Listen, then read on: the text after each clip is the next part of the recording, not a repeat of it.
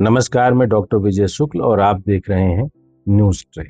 सनातन धर्म कोई मंदिरों का संग्रह नहीं, कोई पर्वों की सूची नहीं और ना ही संतों की गिनती है। सनातन एक जीवित सभ्यता है जिसकी रीढ़ शास्त्र है, जिसकी भुजाएं अखाड़े हैं और जिसका घर मठ है। यदि इन तीनों में संतुलन रहता है तो सनातन चलता है। यदि इनमें से कोई एक भी सत्ता, अहंकार या राजनीति का शिकार होता है तो सनातन केवल दृश्य बनकर रह जाता है। सनातन की सबसे ऊंची वैचारिक सत्ता शंकराचार्य परंपरा है। यह परंपरा किसी राजा ने नहीं बनाई, किसी सत्ता ने नहीं दी, बल्कि आदि गुरु शंकराचार्य ने अपने तप, शास्त्र और यात्रा से स्थापित की। 8वीं शताब्दी में उन्होंने भारत को 4 दिशाओं में 4 पीठ दिए: ज्योतिर्मठ, गोवर्धन मठ, द्वारका पीठ और श्रृंगेरी पीठ। इन पीठों का उद्देश्य मंदिर बनाना नहीं था, बल्कि वेदांत की रक्षा करना था। शंकराचार्य कोई साधारण संत नहीं होते, वे शास्त्र के उत्तराधिकारी होते हैं। वे निर्णय देते हैं, आदेश नहीं। वे मार्ग दिखाते हैं, शासन नहीं करते। उनकी शक्ति सत्ता में नहीं, शास्त्र में होती है। लेकिन शास्त्र अकेले धर्म नहीं बचा सकता। जब मंदिर टूटने लगे, जब तीर्थ असुरक्षित हुए, जब साधु मारे जाने लगे, तब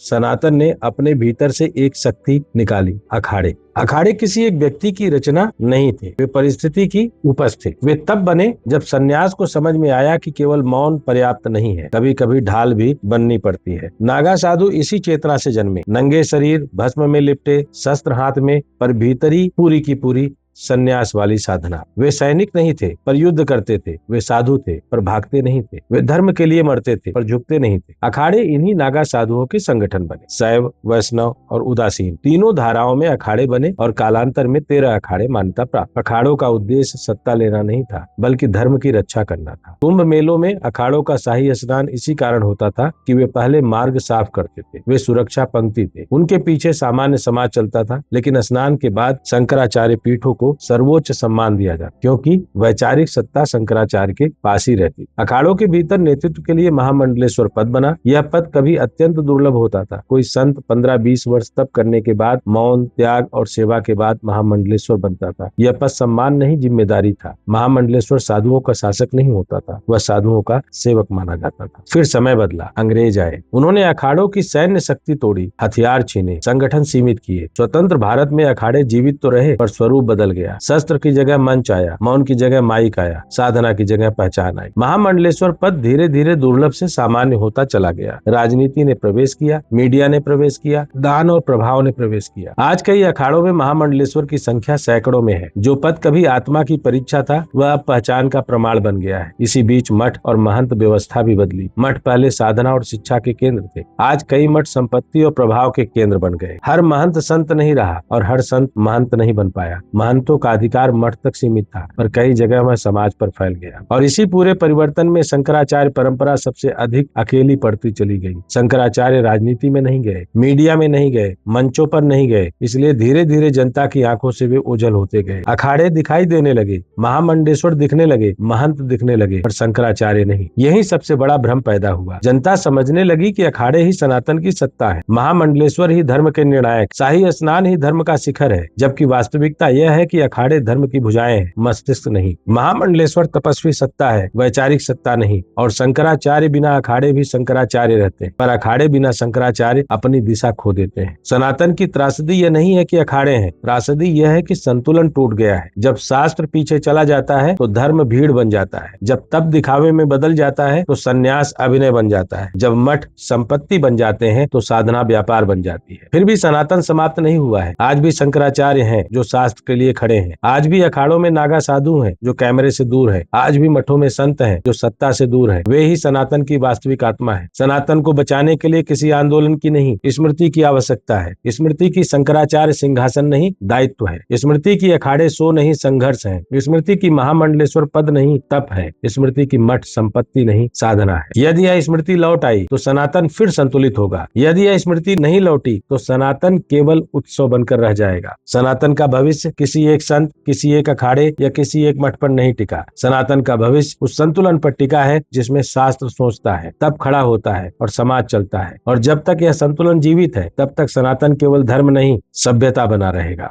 अगर आज की बात करें तो मौजूदा समय में 4 शंकराचार्य अपनी अपनी जगह पर मौजूद हैं और चारों शंकराचार्य की अपनी सत्ता है। इन 4 शंकराचार्यों के अलावा जितने भी शंकराचार्य हैं, उन शंकराचार्यों को या तो सत्ता ने बनाया है या तो सियासत ने बनाया है, और उनका काम असली शंकराचार्य और सनातन सभ्यता को कहीं न कहीं ठेंगा दिखाना है और नीचे दिखाना है। यह हमें आपको समाज को जागृत होकर समझने की जरूरत है कि क्या शंकराचार्य की वह व्यवस्था जो प्राचीन काल में बनी थी, उसकी कद्र हम आज कर रहे हैं या नहीं कर रहे हैं। ज्योतिर्मठ उत्तर दिशा का यानी जोशीमठ बद्रिका खंड, इन 4 शंकराचार्यों में पहला है ज्योतिर्मठ, जो कि उत्तर दिशा में है, जिसे जोशीमठ और बद्रिका आश्रम के नाम से जानते हैं, उत्तराखंड में है। स्थापना का उद्देश्य था कि उत्तर भारत और हिमालयी परंपरा की रक्षा की जाए और संरक्षित वेद अथर्ववेद प्रथम आचार्य परंपरा अनुसार टोटकाचार्य आदि शंकराचार्य के प्रमुख शिष्य थे। मठ का ऐतिहासिक महत्व यह है कि यह वह क्षेत्र है जहाँ से ऋषि सन्यासी हिमालय के प्रत्येक कोने तक ज्ञान प्रसार करते थे। वर्तमान शंकराचार्य स्वामी अविमुक्तेश्वरानंद सरस्वती हैं। इस पद पर विवाद है सुप्रीम कोर्ट में, लेकिन स्वामी अविमुक्तेश्वरानंद सरस्वती इस समय शंकराचार्य के रूप में दुनिया को राह दिखाने के लिए लगातार लगे हुए। यह पीठ न केवल धार्मिक नेतृत्व का केंद्र है, बल्कि भारतीय उत्तर दिशा की आध्यात्मिक संस्कृति और ऋषि परंपरा का ऐतिहासिक प्रतीक भी है। दूसरा है गोवर्धन मठ, पुरी मठ, पूर्व दिशा में है, पुरी और उड़ीसा में है। स्थापना का उद्देश्य था कि पूर्वी संस्कृतियों, तीर्थलों और समुद्र तट पर श्रमरत भक्तों के लिए मार्गदर्शन कैसे किया जाए, और इन्होंने संरक्षित वेद के रूप में ऋग्वेद को चुना। प्रथम आचार्य पद्मपादाचार्य आदि शंकराचार्य के प्रमुख शिष्य थे। वर्तमान में यहाँ पर स्वामी निश्चलानंद सरस्वती जी शंकराचार्य के रूप। गोवर्धन मठ की प्रतिष्ठा न केवल वैदिक विद्वता के लिए है, बल्कि यहाँ से श्रद्धा, संस्कृति और दार्शनिक व्याख्या का प्रसार पूर्व की ओर मिलता रहा है। शारदा पट यानी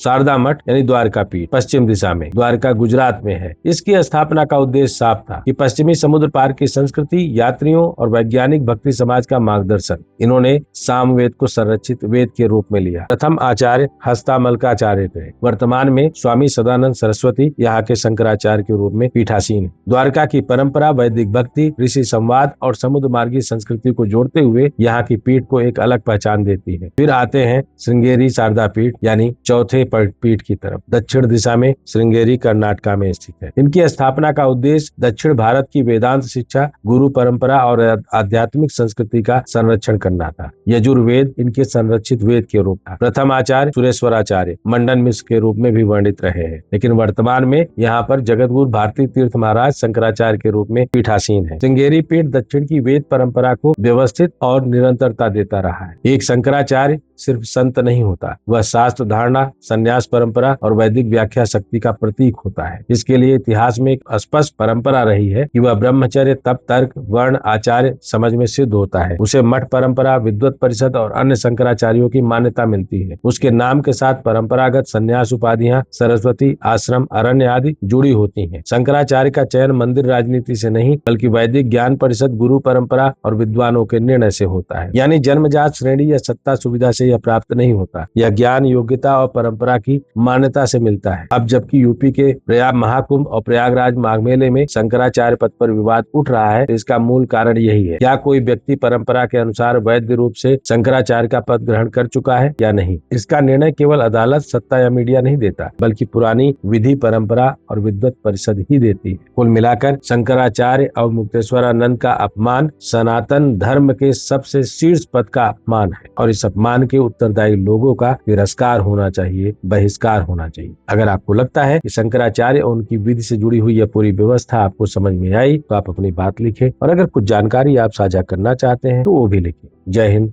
जय भारत, वंदे मातरम।